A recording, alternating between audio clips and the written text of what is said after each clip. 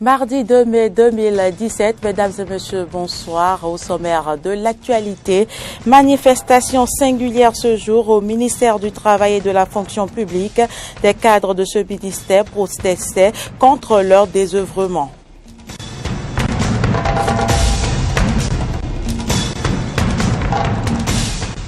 Mardi 2 mai 2017, c'est la journée mondiale de l'asthme, une maladie du système respiratoire. Le docteur Lionel Senayon-Mevor nous parlera dans cette édition des symptômes et du traitement de cette maladie. Et puis en Algérie, les élections législatives prévues pour le 4 mai prochain ne passionnent guère les populations. Les députés sont à la recherche des électeurs.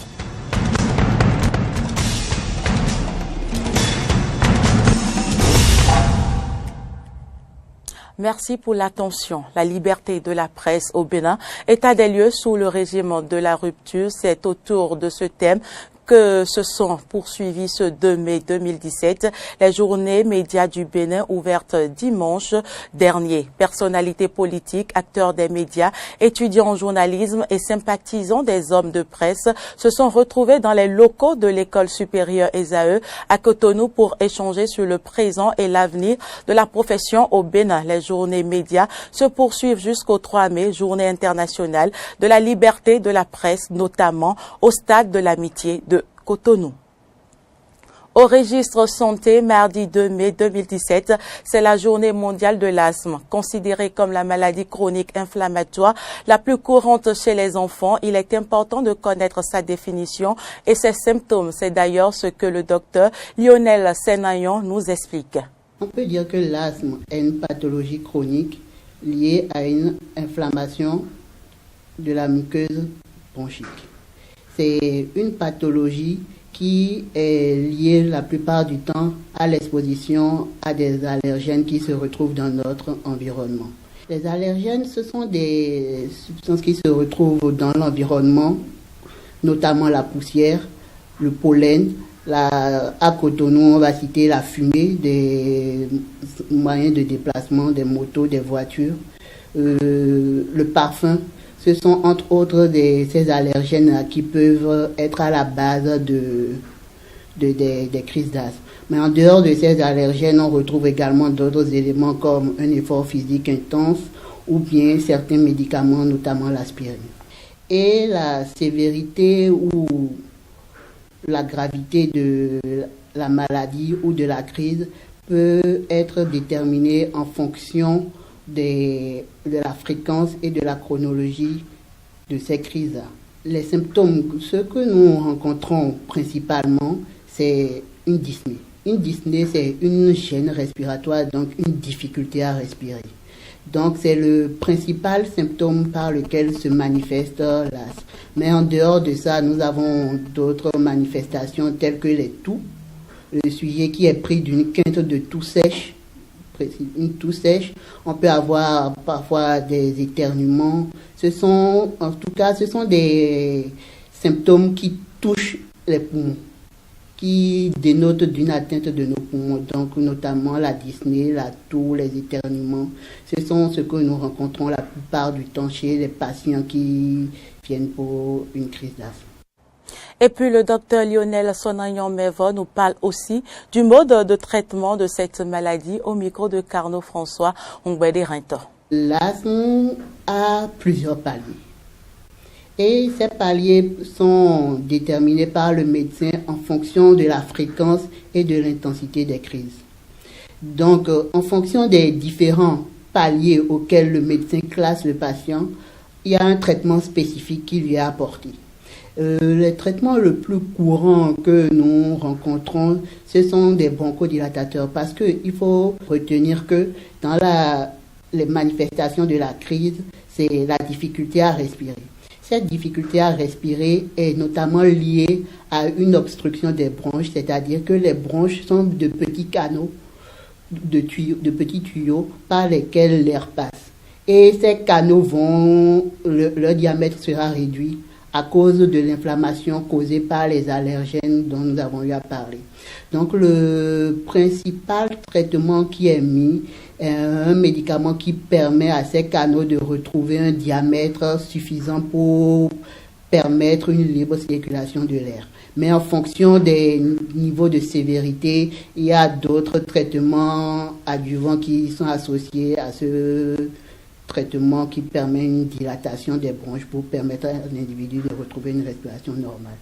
Donc, le conseil que j'ai à donner à nos patients, c'est déjà, dès les premiers symptômes, d'aller consulter un médecin qui, avec son examen et certains bilans associés, pourra déterminer le niveau de gravité de la maladie chez ce patient-là et lui donner le traitement adéquat. L'asthme n'est pas une fatalité, c'est une maladie avec laquelle on peut vivre aisément en ayant une hygiène de vie. Une hygiène de vie parce que le principal moyen de se prémunir, c'est d'éviter les allergènes dès que le médecin arrive à déterminer la cause de la maladie chez tel ou tel patient. Ils sont désœuvrés et pourtant ils sont salariés. Ces travailleurs du ministère de la fonction publique n'ont plus grande chose à faire et s'en offusquent. C'est ce qui justifie la manifestation qu'ils ont organisée ce jour dans l'enceinte du ministère. Écoutons leur porte-parole Hugues Akpo qui fait le point de leurs revendications au micro de Laurent Tonéikes et d'Ami. C'est vrai que quand le gouvernement s'était installé, lorsque nous avons posé le problème de travail, on nous disait « Attendez, le budget, ce n'est pas notre budget, ce n'est pas ci, ce n'est pas ça. » Nous avons pris toute notre patience. Ils nous ont promis qu'en 2017, que la situation va s'améliorer, que dès janvier 2017, les activités seront lancées lorsque les PTA seront conçus. Ce que nous avons fait, janvier 2017, février, mars, avril, et nous sommes début mai. Nous avons dit, trop c'est trop. Nous ne travaillons pas. Le sitting, c'est un sitting qui réclame du travail. Le personnel réclame du travail. Le personnel veut travailler. Nous n'avons pas d'occupation dans le ministère. L'administration est bloquée. Nous ne saurons le dire parce que le travail intellectuel a été fait, c'est-à-dire la conception des PTA. Les PTA existent. Et chaque fois on remanie les PTA et il faut envoyer le PTA au palais. Il faut aller au palais, il faut faire ci, il faut faire ça. Les ressources manquent. SICFIP est fermé. On ne veut pas ouvrir SICFIP. Si nous faisons déjà 5 mois dans l'année sans rien faire, alors que déjà en septembre on va fermer SICFIP, vous pensez qu'on aurait donné quel résultat? Et on va accuser que c'est les agents qui sont des paresseux et autres, tout ça. Si nous n'avons pas de travail, nous, tout compte fait, nous venons de faire un sitting qui sera suivi d'une grève d'avertissement de 48 heures. Le vendredi, tous les agents seront au poste. Nous allons observer un moment de trêve, de moratoire que nous accordons aux autorités pour que les négociations s'ouvrent rapidement. Nous sommes un ministère stratégique sur la carrière des agents et autres, tout ça. Lorsque les carrières ne seront plus traitées, les arrêtés de nomination, de mise à la retraite et autres, tout ça ne seront plus traités, vous-même vous allez voir. Vous allez voir ce qui va se passer dans le pays. Le gouvernement qui se dit de la rupture, nous venons de finir le premier trimestre de façon statutaire. La loi l'a prévu, les primes trimestrielles doivent être versées. Le gouvernement a demandé désormais, il n'y aura plus de paiement à vue des primes, qu'il faut fournir nos relevés d'identité bancaire, ce que les agents ont fait. Et jusqu'à aujourd'hui, depuis fin mars, les agents n'ont pas eu leur prime. Le message que nous avons lancé aux autorités, et plus précisément au chef de l'État, c'est de rapidement prendre les dispositions afin que les PTA des différents ministères soient mises en œuvre. Que les nominations qui restent dans les ministères, que les nominations soient faites. Les secrétaires généraux de plusieurs confédérations et centrales syndicales ont procédé ce lundi à l'occasion de la fête du travail à la remise de leur cahier de doléances au ministre du Travail et de la fonction publique et des affaires sociales. L'événement s'est déroulé à l'Infosec de Cotonou en présence de plusieurs travailleurs. Samson Oké et Denis Maroya pour les détails. Mai 2017, la fête du travail au Bénin n'a pas dérogé à la tradition. C'est en effet l'occasion que choisissent chaque année les centrales et confédérations syndicales pour adresser aux autorités compétentes en la matière leurs revendications les plus importantes. Celles-ci sont consignées dans un cahier de doléances adressé au gouvernement. Ce document se présente en 4 grands points. Nous allons aborder la question du parapublic et du privé. Vous savez très bien que nous avons la question du SMIC avec la hiérarchisation. Vous avez la réduction de l'IPTS qui va être abordée. Dans cette rubrique, nous avons également insisté sur les menaces sur les emplois aujourd'hui. Il y en a beaucoup, les menaces sur les emplois. Et vous savez très bien de quoi nous parlons. Nous aborderons dans cette partie également la violation des droits des travailleurs Parce que là aussi, nous avons des agressions massives contre le confort des travailleurs que nous sommes à travers des lois qui sont prises sans aucune concertation avec les partenaires sociaux. La hiérarchisation des salaires dans les entreprises suite au relèvement du salaire minimum garanti intervenu en 2014, l'amélioration des conditions de travail et de rémunération des vacataires de l'enseignement supérieur sont entre autres les doléances inscrites dans ce document. Pour les secrétaires généraux signataires, ces différentes préoccupations doivent être prises en compte dans les plus brefs délais par le gouvernement, de peur que le temps des négociations ne laisse place à celui des actions. Nous avons tous des activités, mais on a accepté, parce que votre calendrier ne vous permettait pas, on a accepté, ce n'est pas pour venir sacrifier seulement une tradition, c'est pour vous dire que cette rencontre-là, vous devez en tenir compte et tenir compte et grand compte des revendications qui vont tout à l'heure être, n'est-ce pas, lues, et le cahier qu'on va vous remettre pour agir urgemment. Prenant acte des différentes doléances des 6 confédérations et centrales syndicales signataires du dit cahier, la ministre du Travail, de la fonction publique et des affaires sociales a, au nom du gouvernement, promis la satisfaction progressive de ces revendications. J'ai écouté avec beaucoup d'attention vos doléances dont je viens de recevoir les cahiers des mains de votre représentant. Comme vous le savez, depuis son avènement, le nouveau régime a fait maints efforts pour organiser les rencontres dans le cadre des sessions de la Commission nationale permanente de concertation et de négociation collective, gouvernement, centrales et confédérations syndicales. Le gouvernement entend poursuivre le dialogue avec les partenaires sociaux que vous êtes, tout en programmant la satisfaction de vos doléances parce qu'elles sont parfois si nombreuses que leur satisfaction totale demande du temps. Et c'est le cas encore aujourd'hui. À cet égard, je voudrais vous demander de faire preuve de tolérance chaque fois que cela sera nécessaire. Il faut noter que pendant que 6 des centrales et confédérations syndicales présentaient leur cahier de doléances au gouvernement, la CSTB entendait, Confédération syndicale des travailleurs du Bénin, de Paul Esseiko, a choisi pour sa part de boycotter la cérémonie au profit d'une marche de protestation dans les rues de Cotonou. Hors de nos frontières, près de 200 syndicalistes ont été dispersés lundi à Libreville par les forces de l'ordre lors d'une manifestation du 1er mai organisée en marge de la manifestation officielle. Ces militants, membres de Dynamique Unitaire DU, une coalition de syndicats de plusieurs secteurs d'activité, éducation, santé, industrie, ont été chassés par les forces de sécurité gabonaises qui ont invoqué la loi d'interdiction d'attroupement. La Confédération syndicale leur a répondu qu'une lettre d'information avait été envoyée au ministre de l'Intérieur pour prévenir du rassemblement. Écoutons les réactions du Premier ministre gabonais et de certains responsables syndicaux.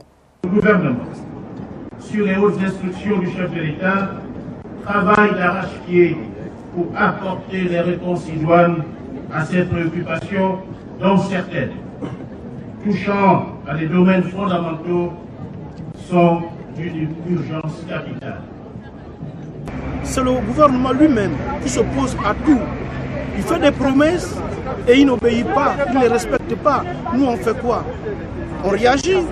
Nous ne pouvons pas, par exemple ce matin, aller à la fête du travail organisée par le gouvernement pour la simple raison que le gouvernement utilise la force. Nous, Confédération syndicale Dynamique Unitaire, condamnons avec force l'ampleur des violations des droits humains commises à l'encontre des syndicalistes gabonais et des citoyens de la société civile, parmi lesquels l'interdiction de la CONACYCER et les emprisonnements sans jugement des citoyens Bertrand Zibia Bégué, Landry Washington Amian et autres. Le gouvernement de la République ne travaille pas dans les bas-fonds du pays. Le gouvernement a des sièges. Je ne sais pas s'ils sont allés vers le Premier ministre, vers le ministre du Travail ou vers d'autres membres du gouvernement sans être entendus. On ne va pas faire le dialogue social dans la rue. Le dialogue social a des instances. À l'occasion du 1er mai, le président ivoirien Alassane Ouattara a appelé les syndicats de travailleurs à une trêve sociale pour permettre de résoudre les problèmes restés en suspens après la grève des fonctionnaires de janvier qui avait paralysé l'administration publique. Début janvier, les fonctionnaires ivoiriens étaient entrés en grève pour demander des augmentations de salaire, le paiement d'arriérés de primes et pour protester contre une réforme des retraites intervenue en 2012, dont les premiers effets se font sentir en 2016 avec la mise à la retraite de fonctionnaires touchés par la loi. Les fonctionnaires ont également réclamé le paiement des stocks d'arriérés d'un montant global de 243 milliards de francs CFA pour près de 130 000 travailleurs, soit près de 80% de l'effectif de la fonction publique. Un point difficile reconnu par le président Ouattara dans son appel à une trêve sociale. Le gouvernement a décidé de réintroduire dans le système de gestion des pensions publiques et des fonctionnaires et agents de l'État, premièrement, la majoration pour familles nombreuses, 6 enfants entre 16 et 21 ans. Deuxièmement, les allocations familiales. Troisièmement, la pension de conjoint survivant avec effet immédiat. J'approuve totalement l'appel du gouvernement à une trêve sociale. À une trêve sociale qui devrait être conclue, et je l'ai demandé également, d'ici la fin du mois de juillet. Elle doit nous permettre de travailler sereinement à la résolution des problèmes identifiés.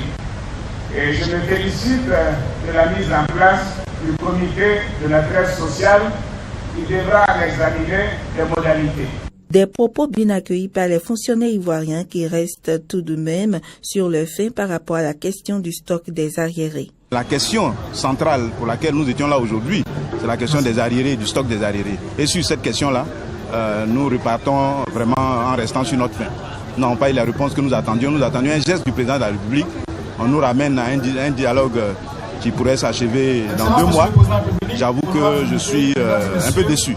Les fonctionnaires ivoiriens souhaitent également une trêve qui doit être conclue d'ici la fin du mois de juillet. Elle doit leur permettre de travailler sereinement à la résolution des problèmes identifiés. La chute brutale des coûts de cacao sur le marché international affecte l'économie de la Côte d'Ivoire, premier producteur mondial de la fève, a déclaré lundi à Abidjan le président ivoirien Alassane Ouattara. Face à la chute des coûts mondiaux, le prix d'achat aux producteurs en Côte d'Ivoire est passé de 1100 francs CFA, soit 1,67 € par kilogramme, à 700 francs CFA pour la campagne intermédiaire. Écoutons la déclaration du président Ouattara. Après avoir connu une période d'embellie, l'économie de notre pays traverse une période difficile, marquée par les chocs intérieurs et extérieurs. Bien sûr, notamment la chute brutale de 40% du prix du cacao sur les marchés internationaux. Les Algériens se rendent aux urnes jeudi pour choisir leurs députés, un scrutin qui devrait confirmer la prééminence du parti présidentiel et dont la participation est le principal enjeu. Ces élections législatives surviennent en plein marasme économique et la campagne électorale a été peu suivie par les Algériens. Les Algériens se rendent aux urnes jeudi pour choisir leurs députés, un scrutin qui devrait confirmer la prééminence du parti présidentiel et dont la participation est le principal enjeu. Ces élections législatives surviennent en plein marasme économique, le pays riche en or noir traversant une grave crise financière en raison de la chute de ses revenus pétroliers. Depuis que j'ai commencé à voter, je vote. Pour mon pays, je vote. Pour le FLN, mes parents sont tombés sur le champ d'honneur. Pour ce pays, c'est pas pour ne pas voter. La campagne électorale a été peu suivie par les Algériens qui semblent se passionner davantage pour celle de la présidentielle en France sur l'autre rive de la Méditerranée. Parti unique jusqu'en 1988, le FLN est la formation politique majoritaire au Parlement à partir de 1989, après l'instauration du multipartisme. L'Algérie, c'est mon pays. Je l'aime. Ce n'est pas un problème. Mais On a bénéficié de rien. Ils nous demandent de voter pour eux, ils nous promettent plein de choses et après on ne voit rien. Les législatives sont boycottées par un autre parti, l'Avant-Garde des Libertés, de l'ancien chef du gouvernement Ali Benflis, rival malheureux de Bouteflika à la présidentielle de 2014. Pourquoi je voterai? C'est l'occasion ou jamais de dire à ce système que c'est le moment de partir. On ne manifestera pas violemment. Nous n'avons qu'une seule Algérie. Donc, c'est l'occasion ou jamais je ne vote pas. Et je n'ai jamais cru au vote. Un nouveau parti islamiste concourt par ailleurs pour la première fois le Rassemblement de l'espoir de l'Algérie de l'ancien ministre islamiste Ahmad Goul, un farouche partisan du président Bouteflika. Un an après le feu à Fort MC Muraille, la blessure reste vive. Début mai 2016, l'incendie le plus destructeur de l'histoire du Canada ravageait la ville pétrolière. Près de 100 000 personnes sont jetées sur les routes. Un an plus tard, les habitants tentent de reconstruire leur vie sur place alors que d'autres pensent à partir. Il y a un an, la petite communauté de Fort McMurray, dans l'ouest canadien, se battait contre les flammes. Autour du centre, l'incendie qui a forcé près de 100 000 personnes à fuir la ville a laissé des traces. Près de 6 000 km² d'arbres brûlés. Des quartiers entiers ravagés. Quand Steven Ménard a pu revenir chez lui, un mois après le drame, il ne restait que les ruines noircies de sa maison et de celles de ses voisins. Il a choisi de tout reconstruire lui-même. Pour notre famille, ça fait partie du processus de guérison, de construire notre propre maison. Ça nous a aidé à surmonter certaines pertes. Ça nous a aidé à faire face au départ de certains voisins et amis aussi. Avec l'arrivée du printemps, l'activité reprend sur les chantiers et les autorités se disent confiantes quant à la reconstruction des quelques 2500 bâtiments partis en fumée. Quand vous faites revenir les gens chez eux, ils recommencent à s'enraciner et à pouvoir regarder vers l'avenir. Cette année a été difficile, mais chaque année deviendra un peu plus facile pour les gens. Mais l'incendie a aggravé un contexte économique déjà morose, en raison de la chute du prix du pétrole, dont Fort McMurray est entièrement dépendante. Autour des chantiers, de nombreux terrains ont été abandonnés par les habitants qui ont préféré utiliser l'argent des assurances pour s'installer ailleurs, où ils ont plus de chances de retrouver un emploi. Après avoir perdu sa maison dans l'incendie, Bilal Abbas en loue une autre en périphérie de la ville. Pour le moment, il n'est pas sûr de vouloir rebâtir dans la région. Ça m'inquiète beaucoup, en particulier en tant que propriétaire et investisseur dans cette communauté. J'ai ma famille ici, je suis né ici. Quand je regarde autour de moi, on ne voit pas vraiment de nouveaux investissements dans notre communauté. Et ça rend incertain mon avenir ici à Fort McMurray.